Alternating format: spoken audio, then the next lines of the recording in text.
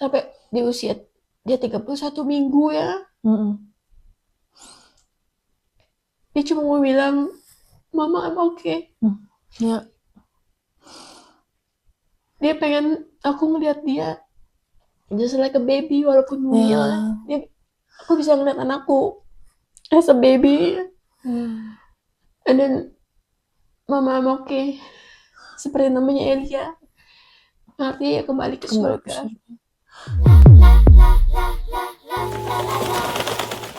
Halo Bro dan semuanya, kita kembali lagi nih bersama Nana di Testimona ya, Testimona bersama Nana.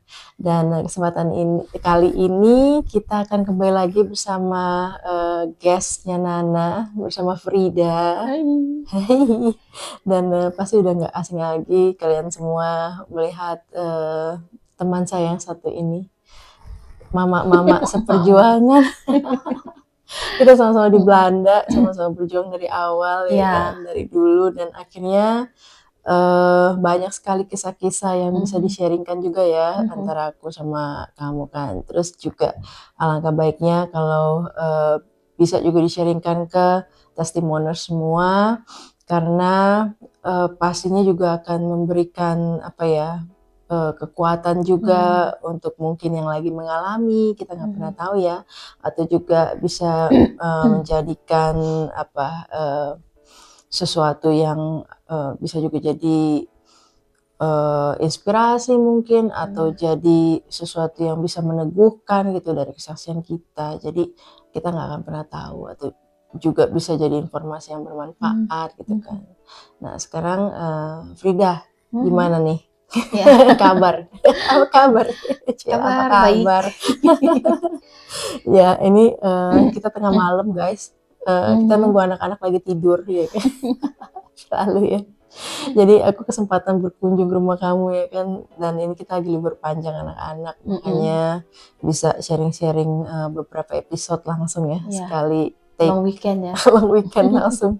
Dan kesempatan kali ini benernya aku agak amazed juga testimoners, karena Frida mau bersaksi tentang kisahnya yang menurut aku ini luar biasa sedih gitu, tapi Frida ini kuat banget gitu menghadapi. Nah mungkin juga di antara mama-mama sekalian ada yang pernah mengalami ya, mungkin bisa juga jadi kekuatan untuk kalian yang menghadapi, karena ini ada salah satu mama yang pernah melewati masa-masa di mana dia harus berjuang gitu.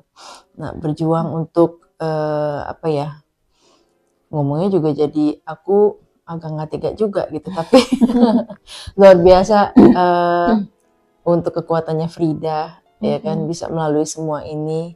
Dia itu kehilangan sempat kehilangan anak yang kedua ya. Nah itu bagaimana kisahnya, mungkin bisa diceritakan dari awalnya sampai kamu bisa kehilangan itu, bagaimana Frida? Ya sebenarnya sih dikatakan kuat, ya karena anugerah Tuhan juga sih Nak. Ya semua karena anugerah Tuhan. Gitu loh. Bisa dilewati masa-masa itu. Dan kenapa aku bisa cerita saat ini, mungkin waktu aku ngalamin di tahun 2022 itu, jujur aku nggak bisa cerita banyak gitu loh. Jadi makanya mungkin ada teman-teman aku juga yang nggak tahu cerita ini, belum tahu cerita ini, karena emang saat itu it's very hard for me gitu, sangat berat buat aku ngadepin ini. Bahkan untuk bercerita aja tuh sangat berat saat itu. Jadi aku nggak bisa cuma keluarga inti yang tahu, dan juga ada beberapa teman dekat yang aku share tentang ini, karena aku juga nggak bisa seorang diri saat itu. Aku minta support dari beberapa teman-teman aku untuk dukung doa. Jadi ceritanya tuh 2022 itu aku akhirnya hamil lagi anak kedua gitu. Jadi saat itu sebenarnya sih kehamilan yang nggak direncanakan ya? Karena anak aku yang pertama kan masih 6 bulan gitu. Jujur waktu seperti yang aku pernah cerita itu kan, sebelumnya gimana aku punya anak yang pertama, it's a Iya, blessing itu gitu. blessing banget ya. Tapi aku juga sempat ngalamin baby blues gitu kan. Iya. Gitu. Nah, jadi setelah aku melalui masa baby blues itu, aku udah mulai stabil, udah kembali. Aku merasa kayak dunia aku udah kembali nih nak, gitu kan. Udah mulai bisa kerja, anak aku juga udah 6 bulan gitu kan. Jadi aku ngerasa kayak hidup aku udah kembali ke normal gitu loh. Terus aku nggak kepikiran sih bakal hamil anak kedua. Cepet banget gitu. Iya, subur ternyata kamu setelah itu. Secara anak yang pertama itu kan lumayan sulit ya, hampir 3 tahun gitu aku mengharapkannya. Jadi bener-bener gak kepikiran gitu, tapi that is a blessing. Iya. That was a blessing dari Tuhan gitu loh. Nah terus awalnya agak gitu hamil gitu. Cuma akhirnya ada support system juga, ada keluarga yang support, it's okay, it's blessing, mereka bilang gitu kan. Kamu pasti bisa ngadepinnya, karena kan jujur gitu kan, tinggal di Belanda ngurus anak sendiri, semua kerja sendiri, terus kerja juga gitu. Itu bukan hal yang mudah gitu. Aku pikir harus bawa 2 stroller gede gitu kan kemana-mana. But akhirnya aku bersyukur dengan kehamilan aku yang kedua itu. Nah kemudian di minggu ke-11 aku tuh ngalamin flek waktu itu. Bingung juga sih gitu loh, kok flek gitu. Sangat beda dengan kehamilan yang pertama gitu kan. Terus sempet tanya teman-temannya pengalaman gitu kan. Terus mereka bilang mungkin kamu harus bed rest apa segala macem gitu deh, teman-teman yang di Indonesia tanya-tanya gitu. Nah terus suami aku juga foto fleknya, terus tanya ke kakaknya, karena kakaknya kan perawat ya. Dan juga udah punya anak gitu, jadi lebih ngerti lah gitu. Nah terus dia ngobrol sama kakaknya bla bla bla, terus akhirnya suami aku bikin janji untuk ketemu bidannya esok harinya gitu loh. Tapi pas malam itu suami aku datang, dia bilang aku pengen ngomong sama kamu. Dia bilang iya. Aku bilang gitu, kenapa? Ya besok kita akan ketemu bidan, kita cek. But kamu harus siap ya kalau kamu akan kehilangan bayi ini gitu loh. Berarti di awal udah di minggu ke-11 itu. Jujur saat denger itu kaget juga gitu loh. Akhirnya malam itu aku berdoa nak gitu loh. Aku berdoa sama Tuhan, aku cerita sama Tuhan. But saat itu hati aku ada satu di hati aku tuh bicara bahwa Tuhan yang memberi, Tuhan yang mengambil. Aku berdoa, Tuhan aku serahkan sama Engkau.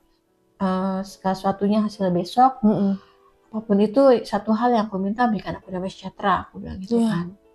Nah terus ketemu bidan, aku diperiksa di USG apa segala macem, terus bidannya bilang nggak masalah kok gitu. Bayi kamu oke, detak jantungnya bagus, bayinya lincah gitu kan. Kamu nggak usah bed rest katanya, kamu bisa melakukan aktivitas kamu secara normal. Oke deh. Gitu. Aku melakukan aktivitas, kembali kerja juga gitu. Nah terus minggu ke-13 aku cek lagi kan, kontrol ke bidan. Nah ternyata bidannya juga bingung, karena aku bilang aku masih flek gitu kan. Masih flek terus ya. Karena bidan bilang mungkin kalau 12 bulan ke bawah flek itu masih normal gitu kan. Tapi ini kamu udah minggu ke-13 saya masih flek gitu. Akhirnya dia rujuk aku ke ginekolog. Itu ke dokter kandungan spesialis kandungan. Nah terus jujur agak apa ini serius gitu kan. Terus akhirnya aku terus berdoa gitu kan. Agak gimana ya, agak yang pertama it's okay, terus sekarang harus cek lagi gitu kan. Ada sedikit worry apa ya hasilnya gitu kan. Pasti worry. Lalu ketemu dokternya di USG, bahkan sampai USG dalam juga. Dokternya bilang baik kok kondisi bayinya aktif, dia bilang gitu. Dan juga detak jantungnya juga bagus. It's okay katanya gitu. Akhirnya aku udahlah, aku nggak usah terlalu khawatir, aku pikirkan. Udah aku jalani, aku nikmati proses kehamilan aku yang kedua itu gitu kan. Lalu di minggu ke-20 ya, kita cek lagi untuk USG awal, detail semuanya dilihat, selain cuma gender, gendernya, tapi juga semua detail otak ya, kepalanya semuanya dicek. Nah aku itu di minggu ke-19, nah aku dapat jadwal ketemu untuk USG semuanya. Nah terus waktu dicek itu suami aku tanya gimana, perempuan apa laki-laki, karena kita antusias kan gitu. Laki-laki apa perempuan ya gitu. Nah ternyata dia bilang oh ini laki-laki. Nah saat dia bilang laki-laki, oh gitu aku udah mulai sambil dia periksa perut aku mulai oh aku punya 2 anak cowok gitu kan, oh nanti dia bisa pakai ini, oh nanti kalau dia lahiran selingernya aku masih bisa yang punya Ishak, pokoknya udah buat rencana lah di kepala ini. Gitu terus sambil meriksa suami aku juga tanya gimana kondisi anaknya. Terus bilang oh nanti saya akan jelasin setelah saya selesai periksa semua katanya. Nah setelah dia taruh alatnya terus dia bilang kayaknya kalian nggak akan suka dengan saya, dia bilang gitu, karena saya mau memberikan kabar buruk. Jujur waktu dia ngomong itu gitu. Itu rasanya kayak gitu, kayak lemes gitu ya jantung, kayak naik halilintar gitu. Nah, pas lagi jatuh, gitu. Iya, lagi senang-senang dapat anak cowok, terus tiba-tiba ada kabar buruk. Saat gitu aku mulai membuat mimpi gitu kan, buat planning gitu kan, nah aku yang kedua ini, tiba-tiba dia ngomong gitu, langsung rasanya kayak gitu. Terus dia bilang, iya kita periksa, terus dia bilang ternyata anak ini otak kirinya tidak berkembang gitu loh. Terus dia bilang jantungnya juga, dia bilang gitu ada masalah. Terus ginjalnya, paru-parunya, dia bilang terus hampir semua bermasalah sih. Terus juga untuk dia juga ada sumbing 2 katanya gitu. Terus banyak hal sih, jadi organ luar dan juga dalamnya itu, organ dalam dan juga anggota tubuhnya ada kendala gitu loh. Terus dibilang jujur saya juga bingung sih dengan kondisi anak seperti ini, dia masih hidup katanya gitu. Terus dia bilang kalian juga berhak untuk mendapatkan second opinion. Gitu. Kita akan rujuk kalian ke rumah sakit yang lebih besar untuk minta second opinion. Jujur waktu dengar itu sih agak mixed feeling gitu loh. Pastilah. Bener gak sih itu kayak mimpi gak mimpi gitu kan, kayak karena kan yang dua kemarin itu kan aku sempat worry tapi baik-baik aja gitu ya kan bilangnya. Terus yang kedua juga ke bidan juga ke dokter juga diperiksa, aku sempat worry juga apa hasilnya, tapi pas diperiksa hasilnya pun oke gitu loh. Sekarang ini jadi percaya nggak percaya gitu loh. Berarti masih berharap mungkin ini salah periksa kali ya. Sangat gitu, sangat banget. Terus akhirnya kita pulang ke rumah, on the way mau sampai rumah akhirnya kita dapat telepon dari Erasmus bilang kita dapat report laporan kamu, dia bilang gitu, dan kita akan memberikan akan memeriksakan lagi gitu loh. Jadi kita suruh datang lagi ke rumah sakit besoknya gitu. Nah terus akhirnya ke sana diperiksa, dia bilang saya sih yakin dengan orang yang melakukan pemeriksaan pertama karena saya kenal dia dan dia selalu melakukan secara detail dan baik, dia bilang gitu. Tapi saya akan tetap melakukan pemeriksaan, dia bilang. Terus diperiksa dan ternyata hasilnya sama gitu. Nah cuma dokter di sana juga bilang kalau kalian berkenan bersedia kita akan melakukan tes, aku lupa nama tesnya gitu. Jadi kayak mereka pakai jarum yang besar, ambil sum-sum dari tulang sum-sum anak aku untuk lihat kromosom. Kromosom dan DNA kayak gitulah, dia mau cek, mereka mau cek gitu kan. Terus akhirnya ya kita why not gitu, kita juga tetap berharap gitu, pengen tahu juga why gitu kan. Akhirnya dilakukan pemeriksaan, cuma dilakukan lancar. Terus akhirnya beberapa hari kemudian, jujur saat itu agak ya mixed feeling lah di kepala aku, segala macem gitu kan. Jadi aku pikir aku mau tetap kerja lah gitu, biar aku pikir bisa mengalihkan pikiran aku gitu kan. Jadi terus kamu kerja lagi? Tetap kerja gitu. Nah waktu dokternya mau ngasih hasil, dia telepon ke suami aku kan, terus mana Frida? Oh dia masih kerja, dia masih kerja katanya gitu. Agak kaget juga.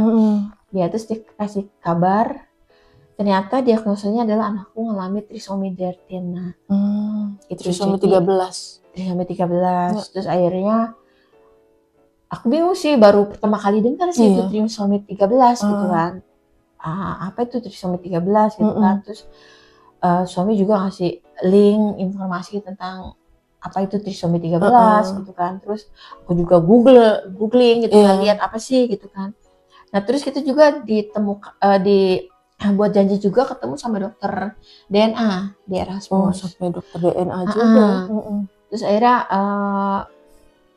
kita ditanya-tanya, ngobrol gitu. Akhirnya dijelasin ternyata trisomi 13 itu adalah kelebihan kromosom. Kelebihan kromosom. Nomor 13. Jadi Jadi kromosom itu kita ada beberapa nomor. Kalau Down syndrome itu kan nomor 21 ya, kelebihan kromosom nomor 21. Nah, kalau anak aku itu kelebihan kromosom nomor 13. Makanya dibilang trisomi 13. Nah, aku penasaran, why gitu loh, kenapa? Apakah karena aku hamil di usia tua gitu loh. Jadi ya, tapi kalau si Ishak sendiri yang anak pertama kamu, kamu juga hamil di usia tua juga. Iya, tapi kan dia namanya kita penasaran why gitu loh. Oke, aku dapet ini, apa sih penyebabnya? Karena berharap semoga kita mencegah berikutnya gitu loh. Apakah hamil di usia tua gitu? Oh enggak, katanya gitu. Bahkan yang mereka muda pun bisa ngalamin ini gitu. Kena juga gitu ya. Apakah karena gaya hidup gitu kan? Enggak juga sih, dia bilang. Jadi sebenarnya nggak ada yang tahu nih gitu penyebab kenapa. Jadi kayak pelepasan kromosom itulah yang proses yang mereka juga nggak bisa jelas, tapi itulah cuma salah satu dari aku atau suami aku ngelepasin kromosomnya lebih gitu loh waktu bayi ini gitu. Dan itu nggak bisa dijelaskan, nggak bisa dicegah ini ya, secara medis, maksudnya nggak bisa dijelaskan yang lebih itu kromosom X-nya atau kromosom Y-nya.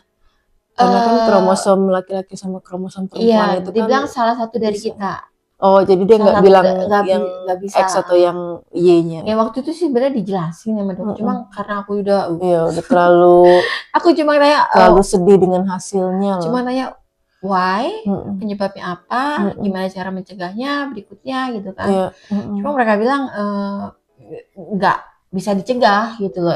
Buat mereka tuh, mereka bilang kayak ini ke orang Belanda bilang tuh pech gitu loh. Jadi emang sesuatu ya everyone can get this. Semua orang bisa ngalami ini ya. Emang lagi, kalau mereka bilang kayak lagi sial itu gitu apa loh. ya, musibah gitu. Sial kalau orang Belanda bilang gitu kan. Jadi nggak bisa di ini. Terus karena ini kan ketemu dokter DNA kan, aku sempat khawatir juga gitu. Terus kalau kayak gini, apakah anak aku juga akan bisa ngalamin ini gitu loh. Maksud aku anakku yang pertama gitu loh, kalau dia punya anak gimana. Terus dia bilang enggak juga sih, dia bilang gitu. Berarti juga bukan genetik nanti diturunkan ke anak gitu kan. Kemungkinannya kecil gitu. Jadi akhirnya kita kembali ke dokter yang setelah ketemu dengan dokter DNA, kembali ke dokter yang awal gitu. Terus suggest dari mereka apa gitu kan. Dari mereka, karena aku waktu itu kehamilanku ke-19 kan. Terus mereka jelasin, nah di Belanda ini peraturannya sampai kehamilan 24 kalau nggak salah ya. 19 minggu maksudnya ya? Jadi sampai kehamilan ke 24 minggu. Menurut hukum di Belanda itu masih bisa digugurkan. Tapi kalau setelah 24 minggu itu sudah tidak bisa lagi. Saran dari kami, dia bilang ya lebih baik digugurkan karena anytime bayinya akan meninggal dan itu tidak baik untuk ibunya gitu, karena harus segera dikeluarkan. Tapi dia bilang, aku tahu, dia bilang ini bukan hal yang mudah buat kalian. Kalian juga masih ada waktu untuk pulang, berpikir, untuk diskusikan hal ini gitu. Dan kemudian ya bingung gitu loh. Ya aku berdoa, ya aku mau anakku tetap hidup gitu loh. Tapi kalau aku dengar kondisinya semuanya itu ya aku juga nggak mau itu anakku hidup dengan kondisi seperti itu, dia harus menderita gitu loh.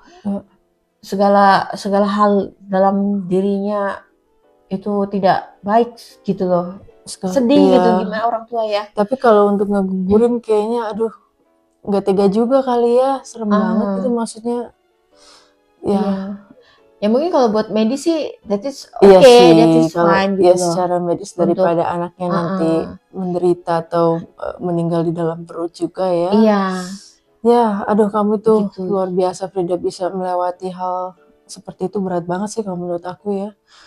Ya mungkin testimonials di luar sana kita juga nggak tahu, mungkin ada yang mengalami juga, ya mungkin ini bisa jadi salah satu kesaksian yang juga menguatkan kalian gitu di luar sana.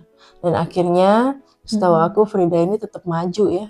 Iya, karena saat itu aku berdoa, aku juga tanya beberapa teman masukannya, ya mereka juga situasi yang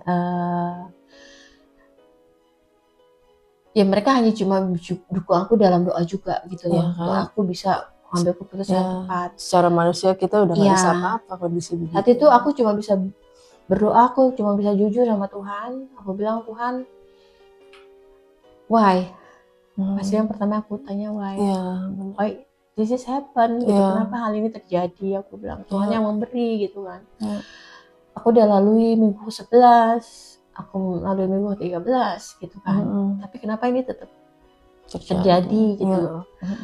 Aku jujur Tuhan, aku mau anak aku hidup gitu loh. But jujur aku juga nggak bisa membesarkan anak dengan berkebutuhan khusus gitu loh, karena aku juga di Indonesia juga kan sempat pelayanan anak-anak berkebutuhan khusus. Aku juga sempat belajar tentang anak-anak berkebutuhan khusus juga gitu loh. Melihat mereka aja gitu, hati aku tuh renyuh ya, gitu loh. My heart is broke gitu melihat mereka kayak gitu. Terus aku bilang Tuhan, aku nggak bisa kalau memang Tuhan izinkan aku punya anak seperti itu gitu kondisinya, ya aku akan stop dunia aku dan aku akan fokus untuk anak aku gitu loh, untuk bantu dia gitu loh. Jadi akhirnya aku bilang ya aku pikir saat itu aku juga pikir bahwa siapa aku gitu loh untuk aku bisa menentukan bahwa anak ini udah selesai gitu loh. Aku cuma bisa berdoa, Tuhan yang memberi, Tuhan yang mengambil, Tuhan yang memulai, biar Tuhan juga yang mengakhirinya. Aku bilang gitu. Aku cuma berdoa, berikan aku damai sejahtera untuk aku bisa melalui semua ini. Kemudian kita kasih tahu dokternya bahwa kita akan melanjutkan kehamilan ini. Terus dokternya bilang bahwa oke, karena kamu membuat keputusan itu, kita akan dukung. Dia bilang, tapi kamu memang harus cek setiap seminggu sekali karena anytime bayi ini akan meninggal. Katanya kita nggak tahu kapan gitu. Karena kalau emang udah meninggal harus dilakukan tindakan gitu kan. Terus akhirnya aku jalanin kehamilan aku fight di situ. Nah, aku berdoa, aku klaim semua janji Tuhan. Aku bilang Tuhan menciptakan manusia itu serupa dan segambar dengan Tuhan gitu kan. Aku percaya Tuhan juga ciptakan anakku ini serupa dan segambar dengan Tuhan gitu kan. Aku berdoa, aku klaim Tuhan, jika Tuhan bisa membangkitkan orang mati, Tuhan juga bisa membangkitkan otak anakku yang mati sebelahnya. Aku pokoknya dari semam ya.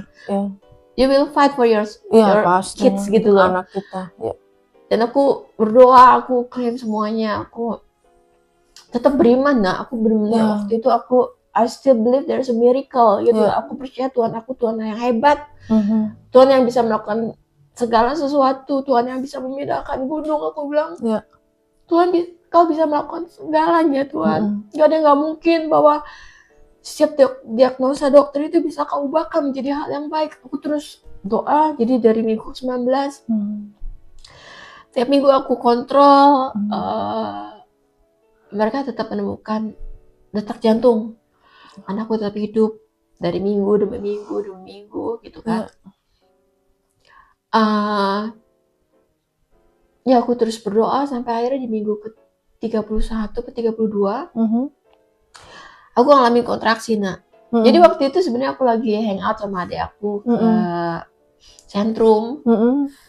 Terus kita lagi duduk gitu kan, lagi di restoran. Terus adik aku bilang, aku penasaran nih sama ponakan aku yang kedua, gitu kan. Terus aku juga saat itu lagi pengen beli baju hamil gitu. Jadi pengen deh pakai baju baru gitu, baju hamil. Terus kita pergi ke toko gitu kan, aku duduk gitu kan, karena perut juga udah lumayan waktu itu minggu ke-31 kan. Udah gede lah. Terus adik aku ambilin baju-bajunya, ini suka nggak gitu. Niatnya pengen beli gitu. Pengen beli, pengen sesuatu yang baru gitu kan, pengen pakai. Kayaknya yang dikasih itu enggak deh. Sampai akhirnya nggak jadi beli. Nah, nggak ada yang cocok ya? Bukan nggak ada sih, nggak tahu, kayaknya ntar aja deh gitu. Gitu. Jadi akhirnya kita nggak jadi beli. Terus pulang ke rumah. Waktu pulang ke rumah, aku emang waktu perjalanan pulang itu aku juga ngerasa kayak kontraksi gitu loh. Cuma rasanya beda sih waktu kontraksinya tuh beda waktu kayak dengan anak pertama. Anak pertama gitu. Kak, ini come and go gitu kan. Terus waktu pulang, terus kita makan malam, terus aku bilang, kayak aku mau mandi dulu deh, gitu. Mungkin aku kecapean, makanya aku berasa agak keras. Beda, nggak keras gitu. Jadi kayak di bawah itu agak gimana ya? Rasanya itu come and go gitu, kayak anyang-anyangan ya, kayak anyang-anyangan gitu kali ya, gitu. Terus akhirnya yaudah aku mandi, terus aku mau tidur ya, istirahat, gitu. Ternyata pas aku mandi, aku lihat ada gumpalan gitu loh, udah yang hitam yang itu. Aduh Tuhan, apa ini gitu kan. Aku sempat kaget. Terus suami aku akhirnya tanya juga kakaknya, karena memang perawat juga dan pengalaman lah dia. Kok Frida ngalamin ini ya gitu loh. Terus kakaknya bilang, oh kamu harus cepat ke IGD katanya gitu kan. Hari ini juga katanya gitu. Akhirnya aku yaudah aku mandi, terus pergi ke rumah sakit kan, ke IGD. Nah di situ udah disiapin lah kamar persalinan kan. Kamar persalinan. Di situ di rumah sakit itu dicek, ternyata aku udah kontraksi, siap untuk lahiran. Cuma dia bilang, oh ini harus sesar gitu kan. Harus sesar, oh iya. Jadi mereka kasih report bahwa mereka akan melakukan tindakan ini ke rumah sakit yang di pusat. Dan cuma waktu mereka kasih laporan, dokternya dengar nama aku. Nah akhirnya dokternya bilang, pasien itu dibawa ke sini aja biar saya yang tanganin. Dia ingat gitu. kamu ya? Gak tau. Jadi setelah itu waktu itu dokternya bilang sih ya, waktu itu ada telepon dari rumah sakit dan saya dengar nama kamu, makanya saya suruh mereka bawa ke sini. Berarti dia ingat kamu. Jadi aku dibawa lah pakai ambulan ke rumah sakit itu dan diperiksa lagi sama dokternya. Terus dokternya bilang, kamu bisa kok lahiran normal gitu kan. Jadi di situ ngalamin sih, dan bersyukurnya waktu aku di sana semua keluarga aku datang sih. Jadi mama papa mertua aku, puji Tuhan banget ya. Kakak ipar aku, ada ipar aku, semua pada datang di sana. Karena waktu Ishak itu kan aku sama suami kan. Berdua doang. Ini mereka datang karena mereka tahu situasi aku kan. Mereka mau support gitu. Jadi ada yang ngelapin aku, ada yang elus-elus, ada yang ambilin minum gitu. Nemenin aku lah dalam proses pembukaan itu. Karena kan waktu anak pertama aku cuma sampai pembukaan 6. Terus habis itu kan langsung sesar. Nah ini kan aku harus nunggu nih. Aduh, sakitnya. Itu badan aku untuk nerima rasa sakit dari kontraksi itu sampai gemeter tuh kenceng banget. Kamu gitu. Di epidural gak waktu itu? Aduh. Situasinya tuh cepat banget. Udah nggak inget ya. Epidural tuh pakai jarum panjang gitu Bu, masukin ke ini kita. Anak pertama aku ingat ya? Yang ini aku nggak tahu karena udah nggak inget lagi ya. So it's so fast gitu. Cuma yang aku inget sih waktu itu ya ada support system aku yang akhirnya aku bisa melalui sampai pembukaan 7, pembukaan 8. Maksudnya support system itu saudara-saudaranya dari suami kamu yang nungguin ya. Keluarga. Ya keluarga kamu lah yang di sini. Oh itu sakit sampai aku gemeter tuh kencang banget gitu kan, shaking badan aku. Sampai akhirnya terakhir aku bilang, Elia tolong mami udah gak kuat. Udah kasih nama ya anak kamu udah kita udah cari nama. Elia tolong mami udah gak kuat, aku bilang gitu. Aduh ini anak emang luar biasa nak ya. Buat aku anakku yang kedua ini tuh kuat banget nak. Dia survive sampai di minggu 31. Sampai aku bilang juga saat aku bilang, Elia please help mami gitu kan. Mami udah gak kuat. Akhirnya dia langsung keluar cepet. Gitu. Langsung dia denger maminya. Cepet terus dia lihat terus ditaruh di dada aku. Aduh anaknya lucu, mungil. Dia kecil kali. Aku sempat lihat fotonya kemarin tuh. Ya secara logika memang kondisinya not so good, but for me he's so handsome, rambutnya banyak, gitu kan. Dia cuma duduk ini di dada aku, gitu. Terus, aduh foto itu ada cute gitu. Banget. Duduknya tidak langsung begini, like a little angel. Iya. Terus dia nguap, gitu kan. Semua keluarga aku di situ, mereka lihat anak aku, mereka ciumin anak aku, gitu kan.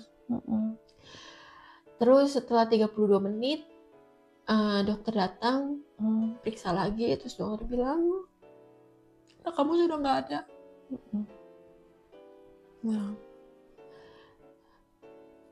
Anak kamu udah nggak ada, dia bilang gitu.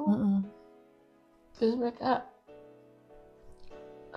periksa, terus kita akan ambil anaknya, kita akan bersihkan, akan rapikan. Itulah perpisahan aku ngerasa enak. Mungkin saat itu aku belum mengerti gitu kan. Why, but sampai di usia dia 31 minggu ya. Dia cuma mau bilang, Mama I'm okay.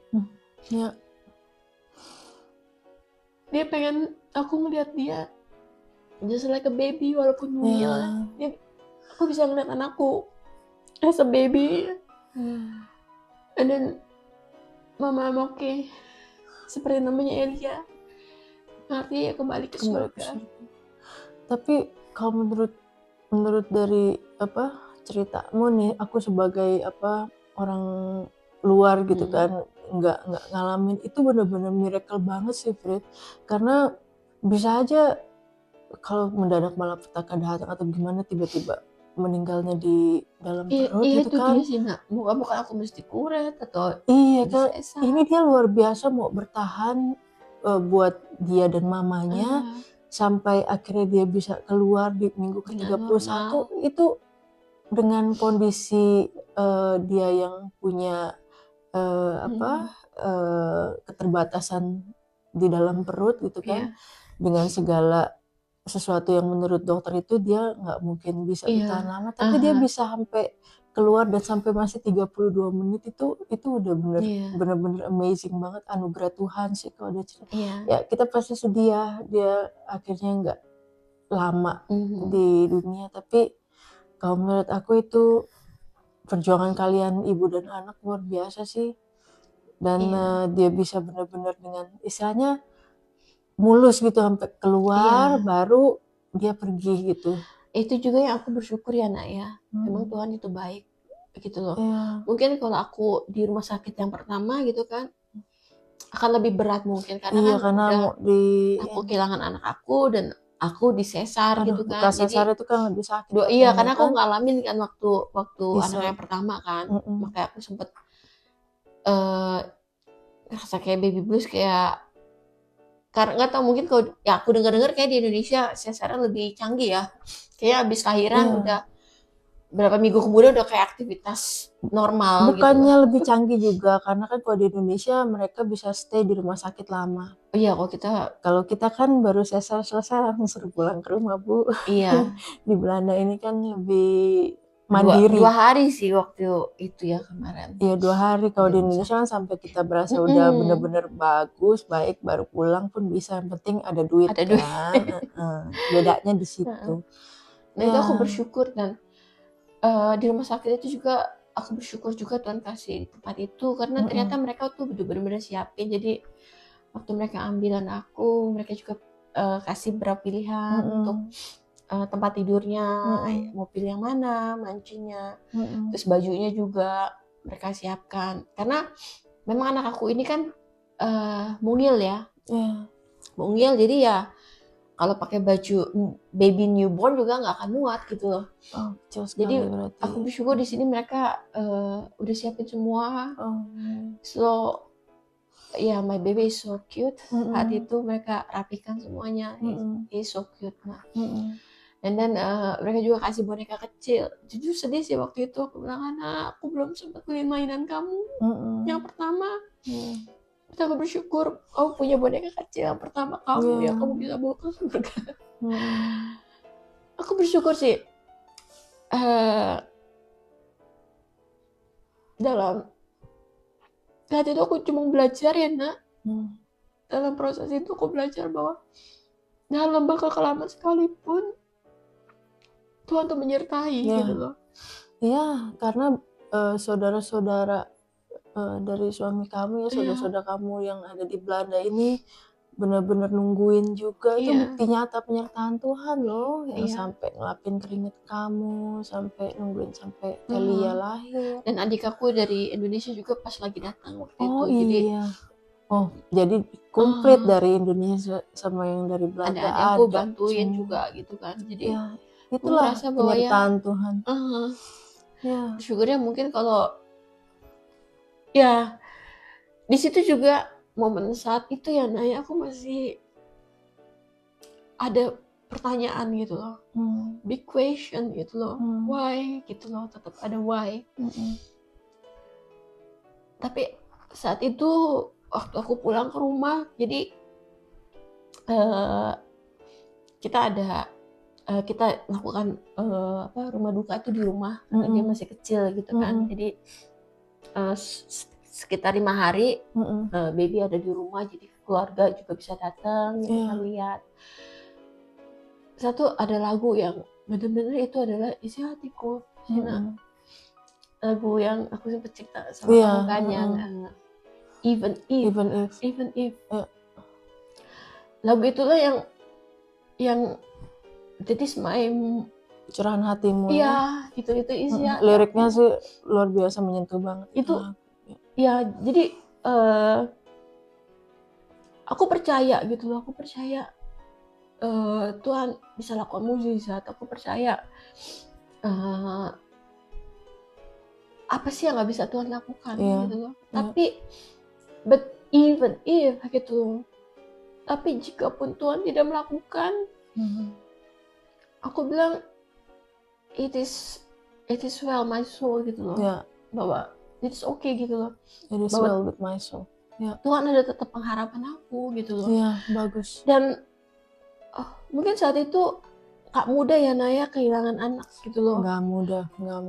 Bahkan orang mungkin ada yang sampai gila, mungkin orang itu dia sih, ada yang meninggalkan Tuhan karena kecewa. Dan aku lihat kamu tetap setia sama Tuhan, itu yang luar biasa sih.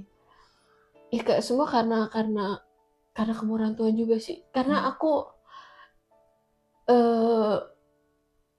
bersyukur kita punya Tuhan Yesus loh. Betul. Sebesar apapun masalah kita, sesedih apapun kita kehilangan orang-orang yang kita kasihi ya, kita punya Tuhan. Ya walaupun kita sedih, kita kehilangan, Tuhan janjikan tetap ada penghiburan gitu loh, yang betul. Tuhan kasih gitu loh. Aku bersyukur juga tiap hari keluarga aku datang, mereka temenin aku, mereka sekedar ngobrol gitu kan. Jadi aku nggak fokus sama kesedihan kamu gitu kan. Itu berarti banget loh dengan mereka datang gitu. Jadi aku bersyukur. Terus but there is still siapa kita ya nak bisa ngatur Tuhan nggak bisa. Semuanya ada rencana ilahinya di balik semua itu, pasti yang kita mungkin sampai sekarang nggak mengerti kan. Dan aku juga ada ayat yang aku juga mau share gitu buat kita semua. Itu di Ayub 2 ayat 10. Masakah kita hanya mau menerima apa yang baik dari Allah, sedangkan yang tidak baik kita tolak. Jadi meskipun Ayub mengalami segala musibah itu, ia tidak mengucapkan kata-kata yang melawan Allah. Iya, aku diingetin sih saat berapa hari itu, ya masa sih aku cuma yang baik aja gitu loh. Sama kayak yang episode yang lalu kan Nana bilang bahwa apa yang aku doakan selalu dijawab Tuhan gitu kan. But ternyata enggak sih. Enggak semua ya. Enggak semua.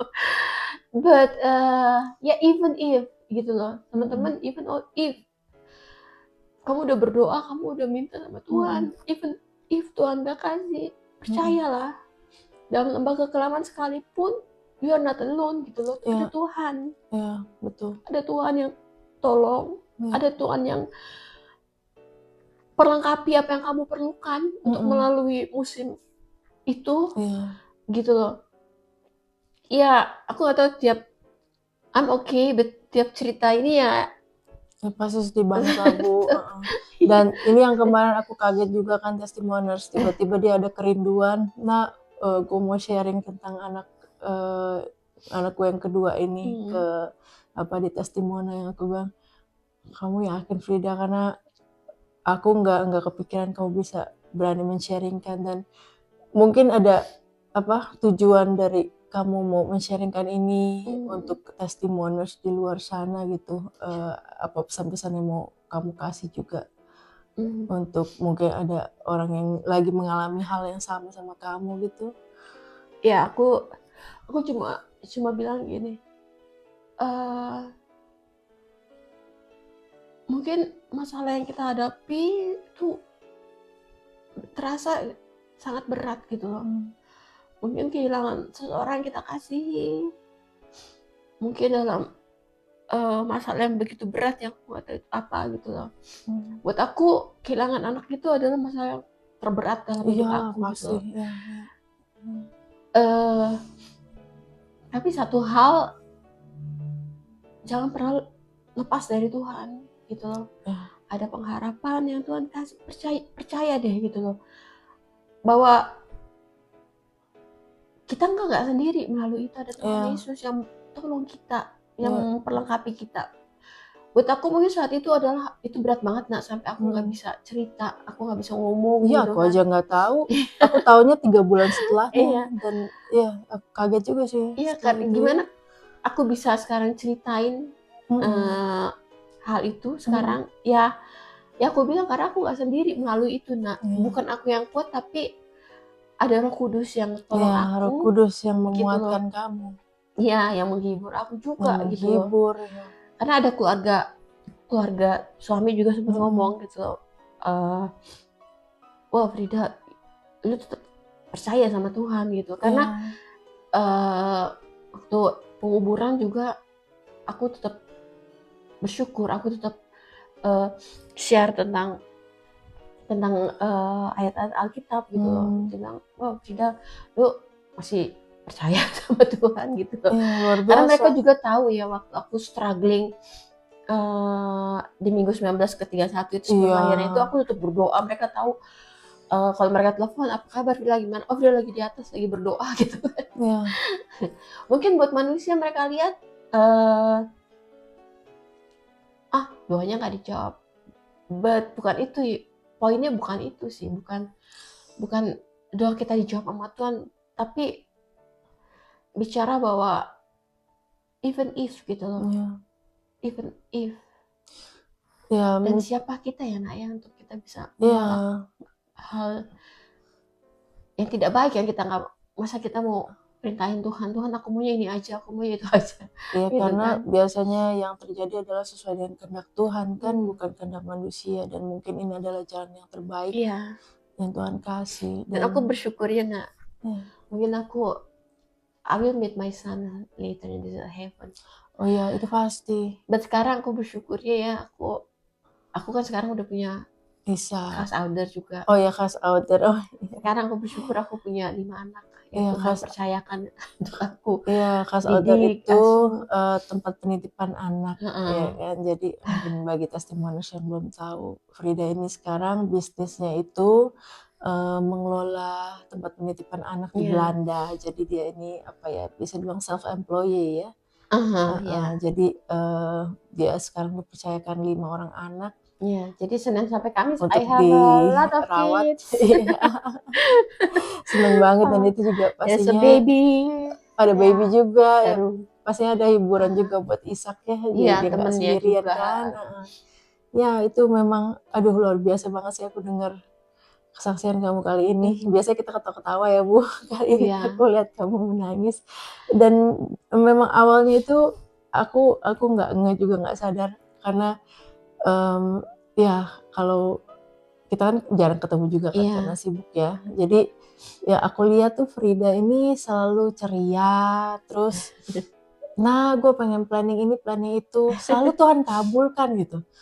Pengen punya tempat penitipan anak ya kan, tiba-tiba nggak lama dapet gitu kan. Dan aku lupa sih momen ini, ternyata kamu memang melalui satu momen yang ternyata ada juga loh yang Tuhan nggak jawab gitu. Jadi kan setiap orang ada pergumulannya gitu, dan setelah kamu cerita ini aku baru inget, oh iya ya ternyata ada satu juga, ya ada mungkin ada nggak juga satu hal, tapi ada juga yang Tuhan memang belum jawab atau nggak jawab doa kita gitu. Dan ini poin yang aku lihat dari kisah ini, Frida tetap setia gitu kan. Kalau misalnya kamu bisa aja kecewa atau bisa jadi marah atau jadi kesel misalnya, terus akhirnya meninggalkan Tuhan, ada juga kan, pasti ada juga orang yang merasakan hal seperti itu, akhirnya mereka balik arah gitu. Dan aku lihat Frida ini tetap berpegang teguh sama ketaatan dan kesetiaan, walaupun ya seperti Ayub itulah. Ya kalau dibandingin Ayub kisahnya, Ayub mungkin lebih berat lagi ya. Bukan apa-apa mungkin. Tapi ya, tapi kan setiap kita di era modern sesuai ini dengan kemampuan masing-masing ya Tuhan. Iya, masing-masing punya salibnya sendiri ya. Dan ya untuk di era modern ini, aku pikir apakah masih ada orang yang sesetia Ayub gitu kan. Dan ya itu juga sih sometimes waktu mengalami itu, kisah Ayub juga keluar di pikiran aku ya. Aku belum seberapa. Iya, ya itu kan jadi menguatkan kamu juga ternyata ya. Nah, baca Alkitab, kembali lagi baca Alkitab itu perlu sekali sih. Jadi bagaimana kita benar-benar mengikhlaskan sesuatu yang kita benernya nggak mau kehilangan saat itu gitu kan. Dan itu pasti berat sekali. Gitu. Aduh luar biasa banget Frida, kesaksian kamu kali ini aku sampai speechless juga nih. Ya tapi ini juga sesuatu yang menguatkan buat aku juga, karena kita nggak pernah tahu ya, doa-doa kita kadang bisa dijawab bisa enggak, kadang kita udah yakin ternyata enggak ya. Kita nggak pernah mengerti kehendaknya Tuhan itu apa, maunya Tuhan itu apa, sampai pada waktunya akhir hidup kita baru tahu, oh ternyata ini loh maksudnya Tuhan gitu.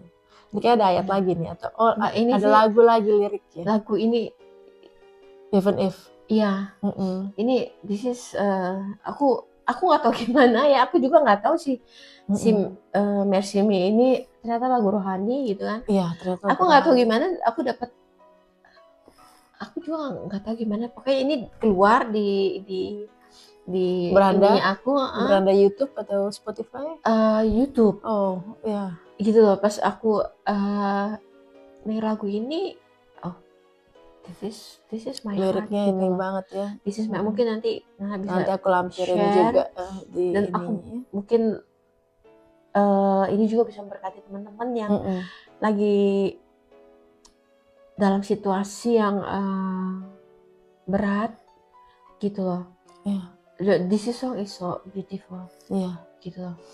Dan aku berdoa kalian yang saat ini mungkin sedang mengalami hal yang berat, kalian juga bisa bernyanyi dengan iman lagu ini gitu loh. Itu yang sangat susah sih, biasanya saat kita lagi dalam kehancuran itu, untuk menyanyi itu rasanya sulit sekali kalau aku pribadi ya.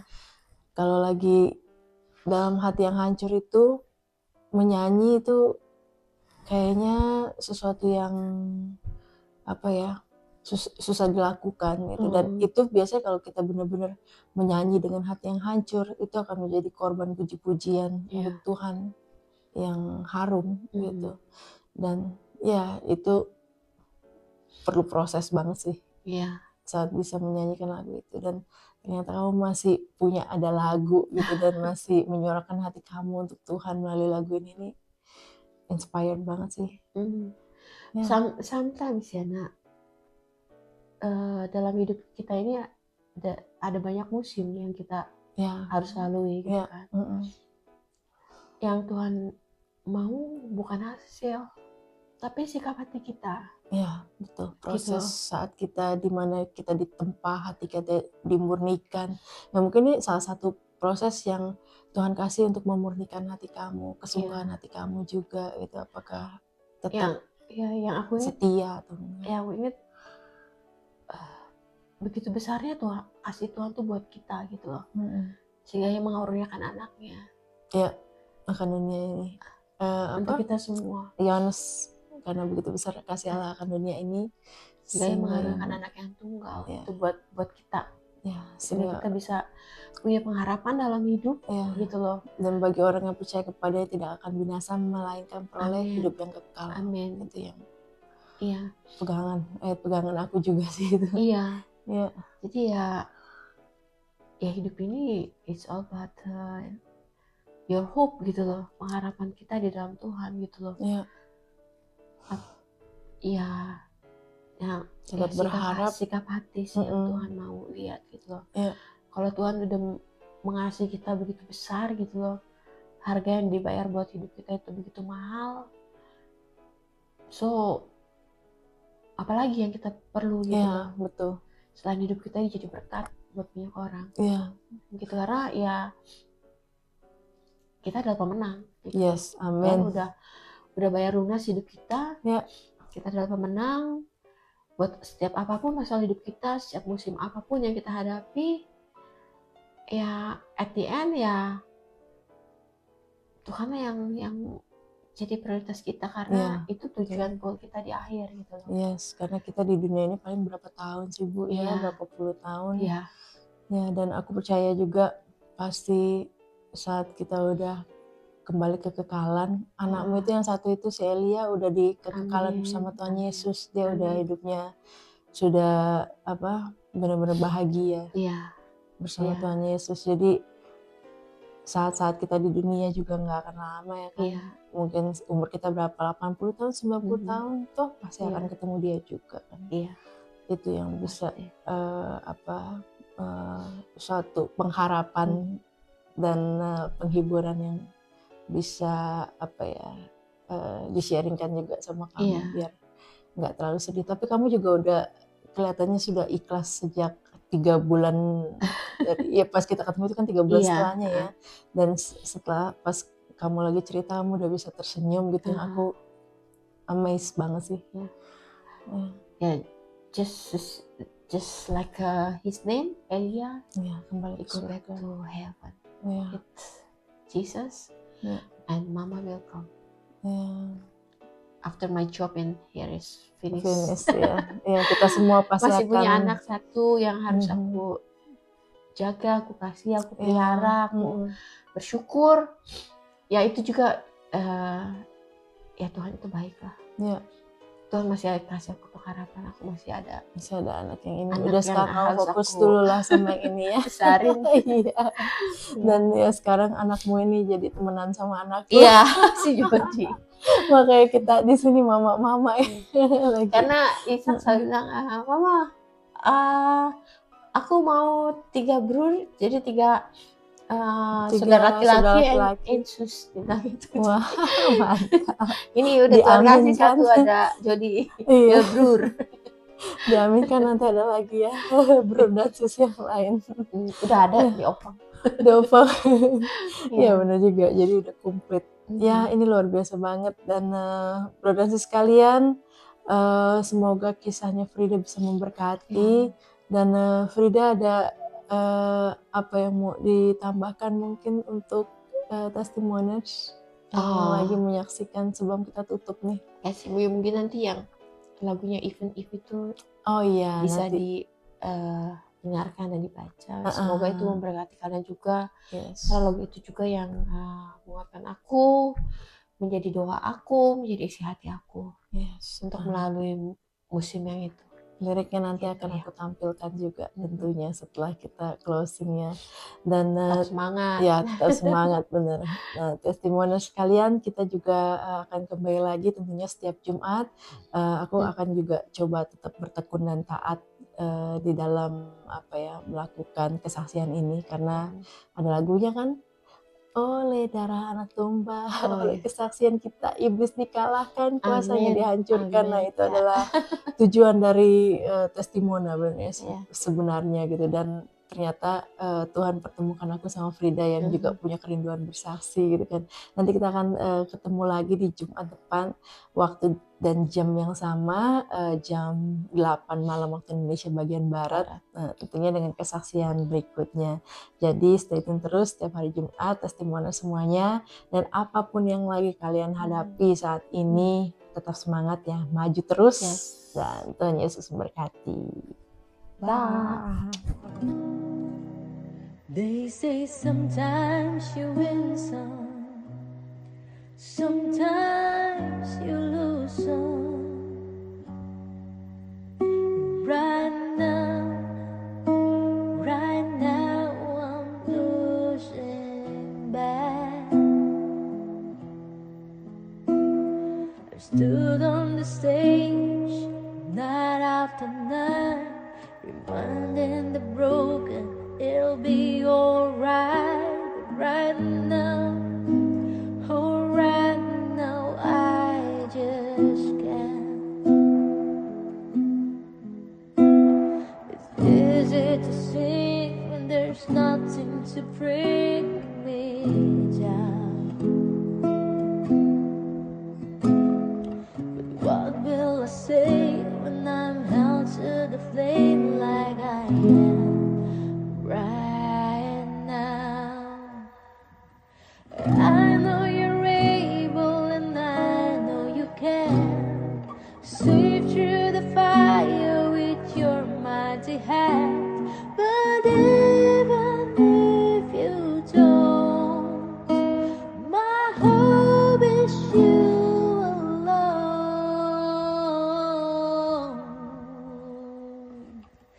They say it only takes a little faith to move a mountain. A good thing, a little faith is all I have right now. But God, when you choose to leave the mountains unmovable,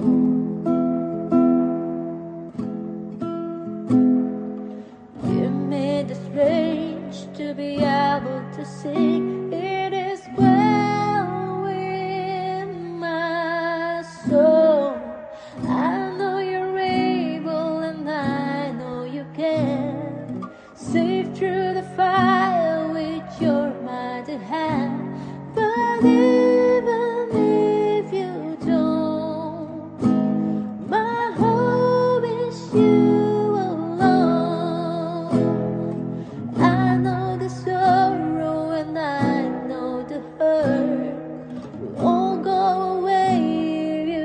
Say the word, but even if you don't, my hope is you